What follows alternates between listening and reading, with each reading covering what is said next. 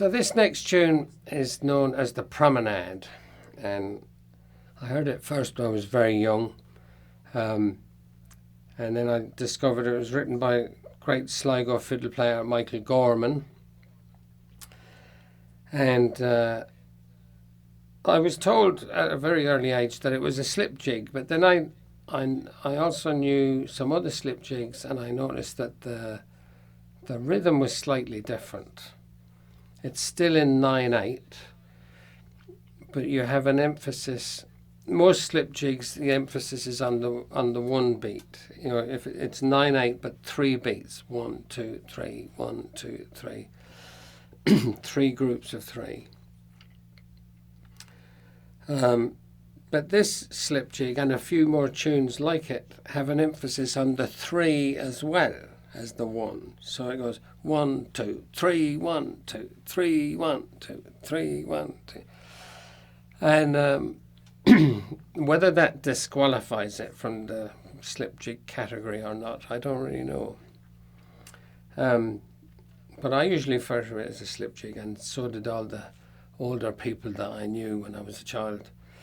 I loved the swing to it, which is what attracted me to it in the first place. So I go through it slowly. It's quite a simple tune, and I often play it in 2 different keys. So here's the first one, starting on open strings.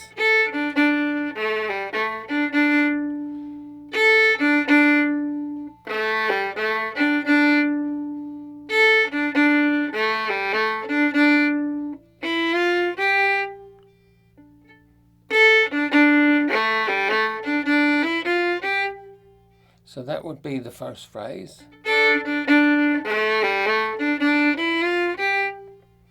And then the next phrase is a kind of answer to that.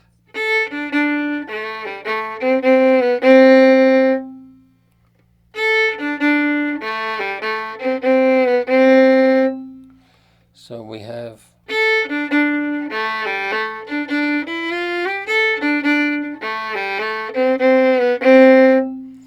and then that repeats.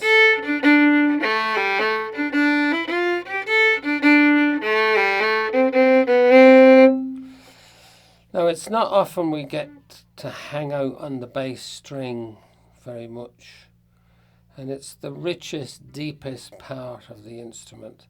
So since we're here, it's nice to draw the bow through and try and pull out as much richness as you can.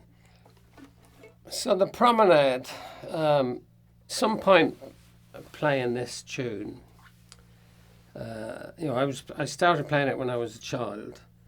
And at some point in my teens or 20s, I started to hear it as a kind of a jazz waltz. And I remember listening to a Ramsey Lewis record, and it kind of reinforced this image of what I thought gave it a kind of a jazzy feel. So when I started to play this tune with that in mind, which some of you might notice, or maybe it's all in my imagination, I'm not sure. But when I did record it on an album of this was the title track, and we had a bass guitar in it, and we also had an electric keyboard just to kind of pay homage to that jazz combo sound that was kind of reeling around somewhere in my imagination.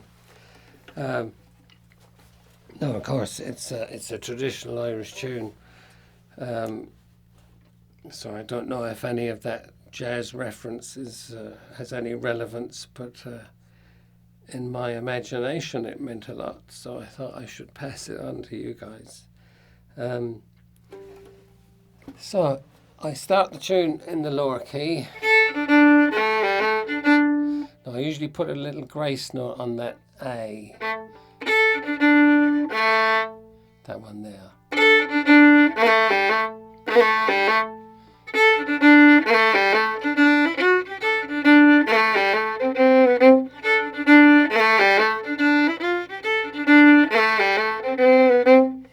That long D, I don't wait on it. I put in a C and move straight down to the bass string. Normally I'd play,